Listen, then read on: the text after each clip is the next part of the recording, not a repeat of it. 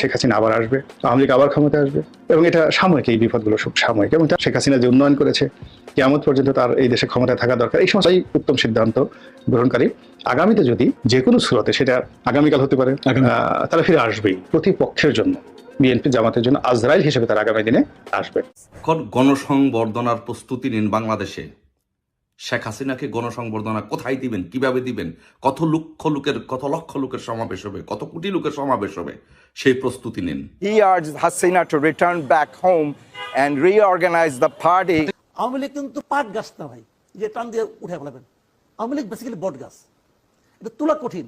কারণ বাংলাদেশের ইয়েতে আপনি দেখবেন 3 পুরুষে আওয়ামী লীগ করে, দাদা আওয়ামী লীগ করতো, বাবা আওয়ামী লীগ করে, ছেলেও আওয়ামী লীগ করে, ছেলের বাচ্চা একটা হবে, হয় না এখনো, সেও ছাত্রলীগ করার জন্য প্রিপারেশন নিচ্ছে। এটা হলো আওয়ামী লীগ। তো সে আওয়ামী লীগ হুট করে যাবে না। কাহিনী করেন না প্রিয়, আমি আমার নেত্রীকে ভালোবেসে হাসতে হাসতে মৃত্যুবরণ করতে চাই। দর্শক, আজকের সর্বশেষ যে খবর আপডেটগুলো আছে সবগুলো দেখতে পারবেন আজকের এই ভিডিওতে। দর্শক, বর্তমানে বাংলাদেশে যেই পরিস্থিতি, ডক্টর ইউনূস জাতিসংঘে সফরে যাওয়ার পর থেকে বাংলাদেশে যে হট্টগোল লেগে গিয়েছে, তার বিস্তারিত সবকিছু এই ভিডিওতে দেখতে পারবেন। ভিডিওটি দেখার আগে অবশ্যই ভিডিওতে একটি করে লাইক দিয়ে দিন। চলুন আমরা সেই ভিডিওগুলো দেখে আসি, তারপর এটা নিয়ে বিস্তারিত আলোচনা করা হবে। আবার আসবে, আওয়ামী লীগ আবার ক্ষমতায় আসবে, এবং এটা সাময়িক, এই বিপদগুলো সব সাময়িক। এবং শেখ হাসিনা যে উন্নয়ন করেছে, কিয়ামত পর্যন্ত তার এই দেশে ক্ষমতায় থাকা দরকার, এই সমস্ত উত্তম সিদ্ধান্ত গ্রহণকারী আগামীতে যদি যে কোনো সুরতে, সেটা আগামীকাল হতে পারে, আগামী বছর হতে পারে, আগামী 10 বছর পরে হতে পারে, 20 বছর পরে হতে পারে, কিন্তু তারা ফিরে আসবেই প্রতিপক্ষের জন্য। বিএনপি জামাতের জন্য আজরাইল হিসেবে তার আগামী দিনে আসবে।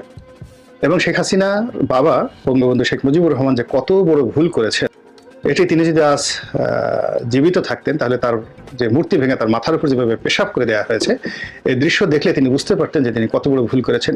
বাংলাদেশে শেখ হাসিনা নেই, বাংলাদেশে আওয়ামী লীগের শাসন নেই, ছাত্রলীগ নেই, যুবলীগ নেই, চারিদিকে কেমন যেন একটা নিঃসীম নীরবতা। এরকম একটা দুর্বিষহ অবস্থা যখন চলছে, তখন সত্যিকার অর্থে আমাদের যে রাজনৈতিক ভবিষ্যৎ, এটি কি আওয়ামী লীগ বিরোধী হবে, আওয়ামী লীগ বিহীন হবে, আগামীতে আওয়ামী লীগ কি ফিরে আসবে, এই বিষয়গুলো নিয়ে আমি আমার সাধ্যমতো চুলচেরা বিশ্লেষণ করার চেষ্টা করব।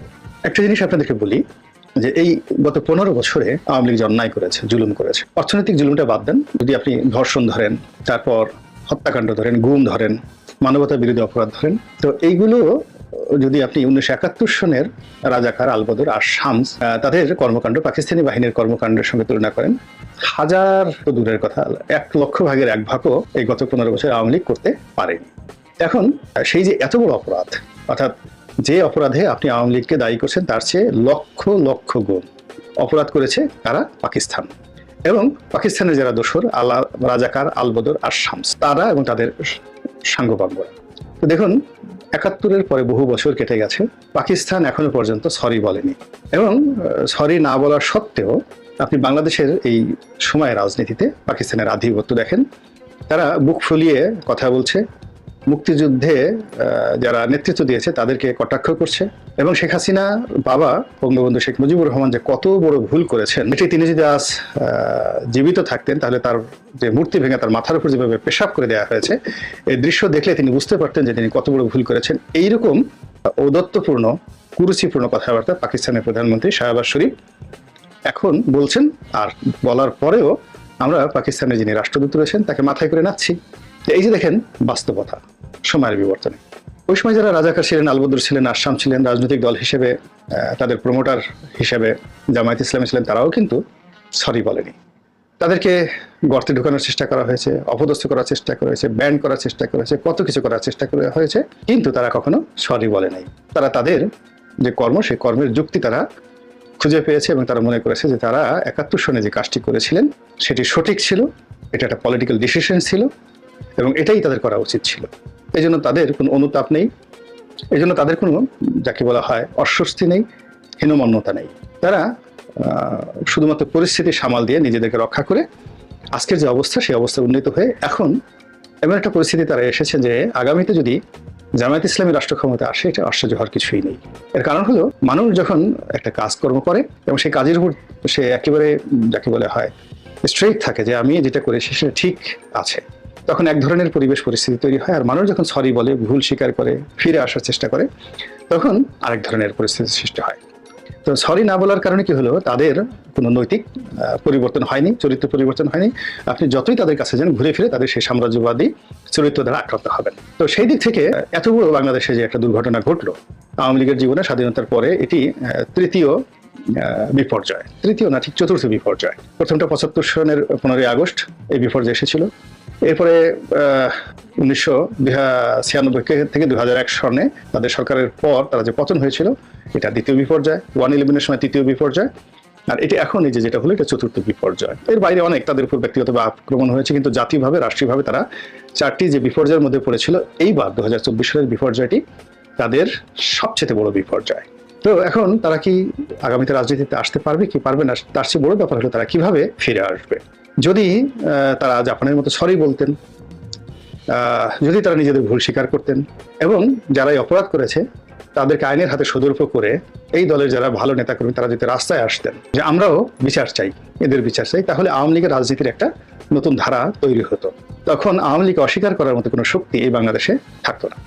কিন্তু যতক্ষণ পর্যন্ত তারা শেখ পরিবারকে, শেখ হাসিনাকে, তারপরে তার আমলাতন্ত্রকে, সারা বাংলাদেশের চাঁদাবাজ, ছাত্রলীগ, যুবলীগ তাদের সমস্ত কর্মকাণ্ডকে ওন করবে, সারা বাংলাদেশের 35% ভোটার যারা আওয়ামী লীগ করেন তারা ওন করবে, ততদিন পর্যন্ত আমাদের জন্য একটা থ্রেট থেকে যায় যে তারা ফিরে যদি আসে, ফিরে তো অবশ্যই আসবে, তারা যদি ফিরে আসে তাহলে এই যে তাদের যে ক্রোধ, এই সময়টিতে তারা যে অন্যায় এবং অপকর্ম করেছে সেইগুলো বহু বহু গুণ প্রতিহিংসা নিয়ে, জুলুম নিয়ে, অত্যাচার নিয়ে এবং আরো মন্দ দৃষ্টান্ত নিয়ে এই জাতির উপর চেপে বসবে এবং তাদের প্রতিপক্ষের জন্য, বিএনপি জামাতের জন্য আজরাইল হিসেবে তারা আগামী দিনে আসবে। বিএনপির কথা বলি, বিএনপির জীবনে সেই 1/11 দুর্বিষহ হয়ে আসে এবং বিএনপির শেষ জমানা 2001 থেকে 2006 সন পর্যন্ত, সেই সময়টাতে তাদের বিরুদ্ধে যে অভিযোগ, সেই অভিযোগগুলো নিয়ে 2007 থেকে আজ অবধি বিএনপির নেতাকর্মীরা কেউ বলেনি যে এটা ভুল হয়েছে, অন্যায় হয়েছে, জুলুম হয়েছে এবং এই কাজগুলো ভবিষ্যতে করা যাবে না, এবং এই কাজ যারা করেছে তাদের কারোর সঙ্গে বিএনপির কোনো সম্পর্ক নেই, এই কথাগুলো বলেনি। না বলার কারণে কি হচ্ছে, বিএনপির শীর্ষ পর্যায়ের নেতারা তারা যতই নিজেদেরকে ভালো বলুন না কেন, তৃণমূল পর্যায়ের বিএনপির নামধারী বা বিএনপি করে কিন্তু মনে মনে খারাপ চিন্তা করে, বিএনপি করে কিন্তু ভবিষ্যতে মন্ত্রী এমপি হতে চায় না, সে চাঁদাবাজ হতে চায়। মানে একটা দলের মধ্যে তো নানা রকম খারাপ লোক আছে। তো সেই মানুষগুলো বিএনপির মধ্যে যারা বিএনপির নাম বিক্রি করে, বিএনপি দল করে কিন্তু মনে মনে তারা খারাপ চিন্তা করে, সেই মানুষগুলো এই গত 1 মাসে কি কর্মকাণ্ড করেছে, এই কর্মকাণ্ড তারা করেছে যার দায় বিএনপিকে নিতে হচ্ছে। একমাত্র কারণ হলো বিএনপি এখনো পর্যন্ত তাদের অতীতের ভুলগুলো স্বীকার করেনি এবং সেই ভুলের যে সমস্ত খারাপ লোক আছে তাদেরকে বিচারের আওতায় বিএনপি আনেনি, তারা এখনো বহাল তবিয়তে আছে। ফলে কি হচ্ছে, বিএনপির যে শ্রেণী, সেই শ্রেণীর পরিবর্তন হয়। ফলে বিএনপির মতো রাজনীতি করছে, এর বাইরে জামাত বলে ফেলছে যে এক জালেমের পরিবর্তে যদি আরেক জালেম আসে তাহলে আমাদের কি।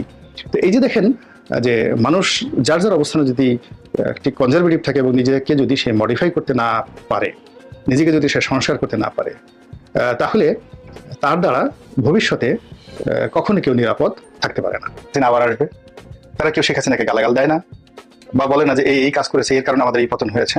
এবং একই ঘটনা কিন্তু দেখেন বিএনপি তারেক রহমান সাহেবের ক্ষেত্রে হয়েছিল এবং বেগম খালেদা জিয়ার ক্ষেত্রে হয়েছিল। অর্থাৎ শেখ হাসিনার ভবিষ্যৎ কি, আওয়ামী লীগের ভবিষ্যৎ কি, আওয়ামী লীগ কি রাজনীতিতে টিকে থাকবে, বা এখন যারা রাষ্ট্র ক্ষমতায় আছেন তাদের জন্য আওয়ামী লীগ কি কোনো সমস্যা সৃষ্টি করতে পারবে? বিএনপির জন্য আওয়ামী লীগ কি এখনো প্রতিদ্বন্দ্বী হিসেবে আছে নাকি এটি শেষ হয়ে যাবে? আওয়ামী লীগের অফিস বন্ধ, লোক নাই, সব পলাতক, এটাই কি শেষ কিনা? এটি যদি আপনাকে বুঝতে হয় ভবিষ্যৎ, তাহলে আপনাকে ক্যালকুলেশন করতে হবে যে শেখ হাসিনা যখন খুব ক্রাইসিস যাচ্ছিল, the last month of Sheikh Hasina, অর্থাৎ জুলাই এবং আগস্ট, অর্থাৎ জুলাই মাসের 5 তারিখ থেকে আগস্ট মাসের 5 তারিখ পর্যন্ত এই একটি মাস, তো এই একটি মাসে শেখ হাসিনার জীবনে কি কি ঘটেছিল, এটার উপর নির্ভর করবে আগামীতে তিনি ফেরত আসতে পারবেন কি পারবেন না, বা রাজনীতিতে আওয়ামী লীগ টিকবে কি টিকবে না। তো এই জিনিসটা মূল্যায়ন করার আগে আপনাকে ট্র্যাজেডি কিং হিসেবে পরিচিত, সেটি হলো নবাব সিরাজউদ্দৌলা। তার যে শেষ একটি মাস অর্থাৎ 23শে জুন 1757, এই সময় থেকে আপনি যদি 23শে মে এই একটি মাস আপনি বিশ্লেষণ করেন, তাহলে আপনি দেখবেন যে তার খুব কাছের যারা মানুষ তারা তার সাথে বেইমানি করেছিলেন, মুনাফিকি করেছিলেন, এবং তার মধ্যে রাজদরবার থেকে শুরু করে সব জায়গাতে ঘাপটি মেরে থাকা যে শক্তিশালী যে গ্রুপটি, এটি মানে তার যারা বন্ধু আপনজন মোহনলাল, মীর মদন, এদের সাথে এরা শক্তিশালী ছিলেন। তো এই শক্তিশালী গ্রুপটিকে নবাব সিরাজউদ্দৌলা মোকাবেলা করতে পারেননি, এবং এই শক্তিশালী গ্রুপটির ক্রিয়ানক হিসেবে তিনি যাকে বলা হয় শেষ পর্যন্ত পলাশীর মাঠে পরাজিত হয়েছিলেন। তো আমরা তাকে নায়ক হিসেবে ধরি, যে একজন নায়ক তার আশেপাশের সমস্ত লোকগুলো শেষ সময়টিতে তার বিরুদ্ধে চক্রান্ত করেছে এবং তার চোখের সামনে, এবং তিনি তাদের কাছে অসহায় হয়ে পড়েছিলেন। তার প্রেক্ষিতে তিনি পরাজিত হয়েছিলেন, এবং তিনি আর রাজনীতিতে তিনি বা তার বংশ, তার পরিবার, তার দল আর ফিরে আসতে পারেনি, কখনো ফিরে আসতে পারেনি। অথচ তার দাদার হাতেই সরফরাজ খানের পরাজয় হয়েছে। তো এরকম অনেক কিছু হয়েছে, কিন্তু রাজবংশ শেষ হয়ে যায়নি। কিন্তু সিরাজউদ্দৌলা তার আপন লোকদের বেঈমান এবং মুনাফিকের কারণে, বিশ্বাসঘাতকতার কারণে সব অংশে তিনি নির্মূল হয়েছেন। সেই নির্মূল হওয়ার কারণে তিনি আর রাজনীতিতে ফিরে আসতে পারেননি। একইভাবে আপনি বঙ্গবন্ধু শেখ মুজিবুর রহমানের কথা চিন্তা করেন, তাকে কিন্তু সব অংশে নির্মূল করা হয়েছিল। তো নির্মূল করার পরেও মানে একেবারে হাতে গোনা কয়েকজন লোক তার সঙ্গে বেঈমানি করেছিল। এর মধ্যে মোশতাককেই বলা হয়, তার আপনজন হিসেবে ছিল একমাত্র মোশতাক। আর বেশিরভাগ মানুষ তার জন্য জীবন দিয়েছেন এবং তার সাথে বেঈমানি করেননি, এবং তাদেরকে বেঈমানি করার জন্য বিভিন্ন প্রলোভন দেখানো হয়েছিল। খন্দকার মোশতাক সাহেব প্রেশার ক্রিয়েট করা হয়েছে, মামলা দেওয়া হয়েছে, মোকদ্দমা দেওয়া হয়েছে, তারা পালিয়ে গেছেন, দেশ ছেড়ে পালিয়েছেন, অনেকে কারাবরণ করেছেন, অনেকে মারা গিয়েছেন। কিন্তু এই খন্দকার মোশতাকের সাথে তারা কখনোই একীভূত হয়নি। ফলে কি হলো, আওয়ামী লীগের বিভাগ করেছে, জহুরুল্লাহ তাজউদ্দিন নেতৃত্ব হাতে নিয়েছেন, আওয়ামী লীগের বিভাগ করেছে। এই গেল বাংলাদেশের ইতিহাস এবং নবাব সিরাজউদ্দৌলার ইতিহাস। এর আগের কথা বলি, সেটা হলো ইতিহাসের আরেকজন খলনায়ক আছেন, খুবই নামকরা খলনায়ক। তার নাম হলো সম্রাট ক্লডিয়াস নিরো। রোম যখন পড়ছিল, নিরো তখন বাঁশি বাজাচ্ছিল। রোমান সাম্রাজ্যের 800 বছরের ইতিহাসে যে কজন নির্মম আসন্ন পুরা রোম জাতিকে তছনছ করে দিয়েছেন, তাদের মধ্যে নিরো প্রধানতম। এরপরে আরেকজন আছেন কালিগুলা, আরেকজন আছেন কমোডাস। তো এই কমোডাসের কাহিনী নিয়েই কিন্তু গ্লাডিয়েটর তৈরি হয়েছে, সেই বিখ্যাত সিনেমা গ্লাডিয়েটর। তো যাই হোক, এখন এই যে নিরোর যে পতনটি, অন্য সবার পতনের চাইতে নিরোর পতনটি আপনাদেরকে বলি।